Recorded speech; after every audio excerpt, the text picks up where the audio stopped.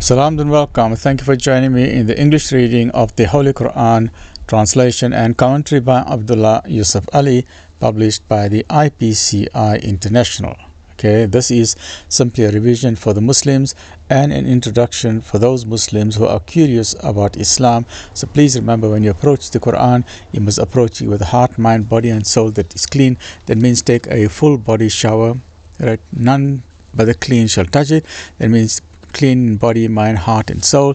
Take a full body shower. This is for the non-Muslims. So please take a full body shower, brush your teeth, put on some perfume, and then speak to your Creator. Right? Speak to your Creator. Say, "Oh my Creator, I'm going to now read your book. Give me wisdom in your book." Right? And then please remove from your mind any media stereotypes or misinformation or Islamophobia that the media has planted in your mind about Muslims or the Quran or the Prophet Muhammad, peace and blessing be upon him. Right? Please ask any Muslim. They will be more than happy to give you a copy of the Quran as a gift, or contact any mosque or contact any Islamic organization, and they will be very happy to give it to you. There are three basic ways you can read the Quran. You can initially go through the index. This is very complicated. This you can just read once you have some understanding of the Quran, but you can do that if you want to. But the conventional reading is to read a small section every day, and this particular translation of the Quran has got various sections on it, so it makes it quite easy. Or you can do a random reading. You can open it randomly on a certain page and see what is the message for you on that page. Right? For today, we are looking at Surah Jaa'thi'yaa, which is Surah number 45 of the Quran, and we are busy with part number 2. Excuse me. A'udhu billahi minash shaitanir rajeem. Bismillahir rahmanir rahim. I apologize for my throat. Astaghfirullah. A'udhu billahi minash shaitanir rajeem. A'udhu billahi minash shaitanir rajeem. Bismillahir rahmanir rahim. وَخَلَقَ اللَّهُ السَّمَاوَاتِ وَالْأَرْضَ بِالْحَقِّ. Is it bilhaq, right? God created the heavens and the earth for just ends, and in order that each soul may find the recompense of what it has earned, and none of them be wronged. Then see you such a one as takes as his God his own vain desire.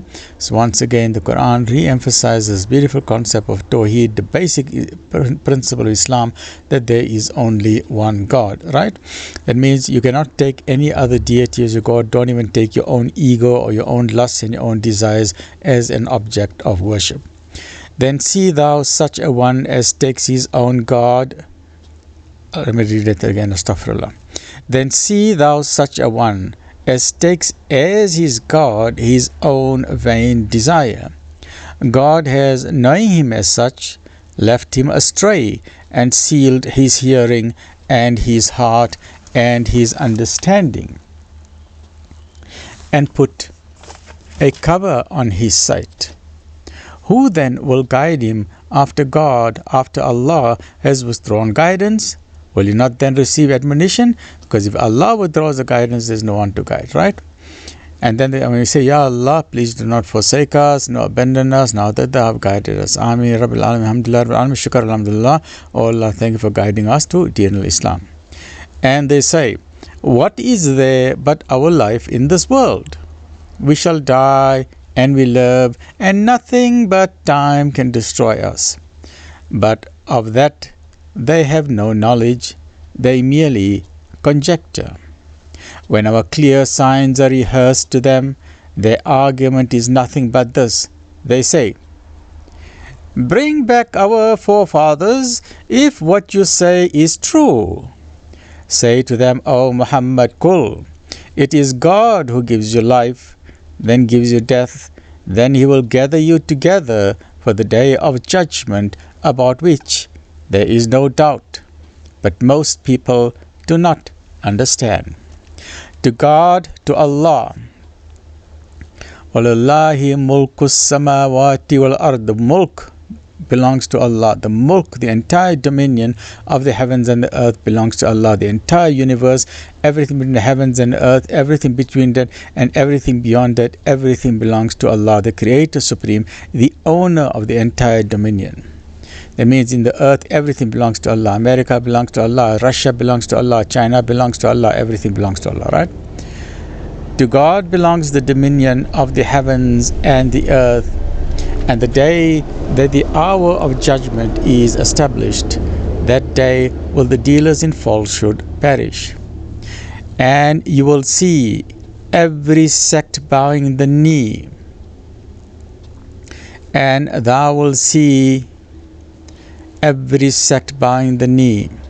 Jaa'thi'yaa. And based on this is the name of the surah. That means that disbelievers and those who deny the Creator and those who do not want to worship or prostrate Him, on that day they will be on their knees. Because the day of judgment is also known as a day of shame and humiliation, and also the day of regret. And thou will see every sect bowing the knee, every sect will be called to its record. This day shall you be recompensed for all that you did. Let's just see very briefly what they say about that. Bowing the knee, the key phrase of the surah and the title of the surah. Whatever the arrogance of the wicked people may be in this life, and whatever exclusive sects and divisions may form in this life, the time will come when they will humbly submit and bow the knee to the truth before in front of the Haqq. Allah is the only reality. Before the judgment seat, when their record is produced, they must necessarily be dumb. They will be in a state of shock that everything that they've been doing has been recorded on cameras, on high definition cameras, right? This our record speaks about you with truth. Okay, let's start again. And thou will see, and you will see every sect bowing the knee.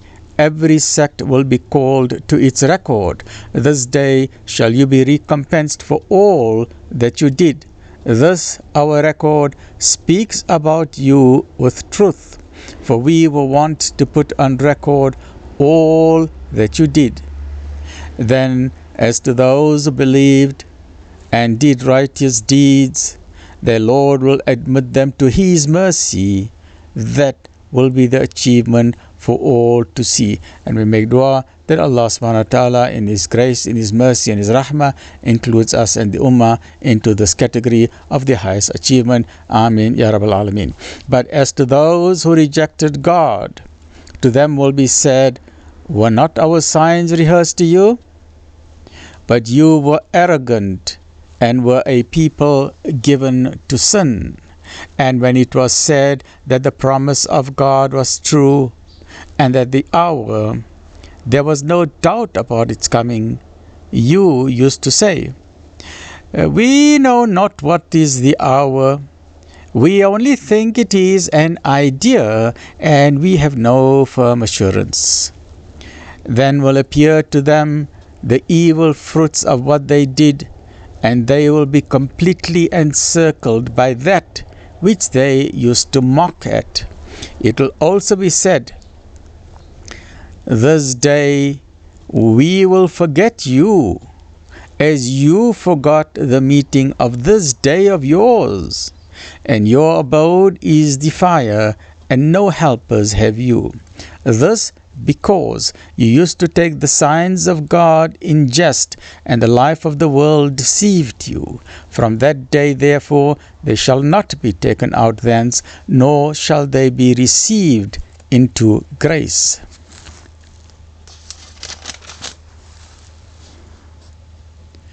Then praise be to God, Lord of the heavens and Lord of the earth, Lord and cherisher of all the worlds. To Him be glory throughout the heavens and the earth, and He is exalted in power, full of wisdom. Alhamdulillah, that brings us to the end of this surah, and it also brings us to the end of the 25th para of the Quran, 25 out of 30. Alhamdulillah. Join me in the next episode. We will be doing chapter number 46, surah 46, 56, surah Ahqaf. Right, stay well, look after yourself. Alhamdulillah Rabbil Alameen.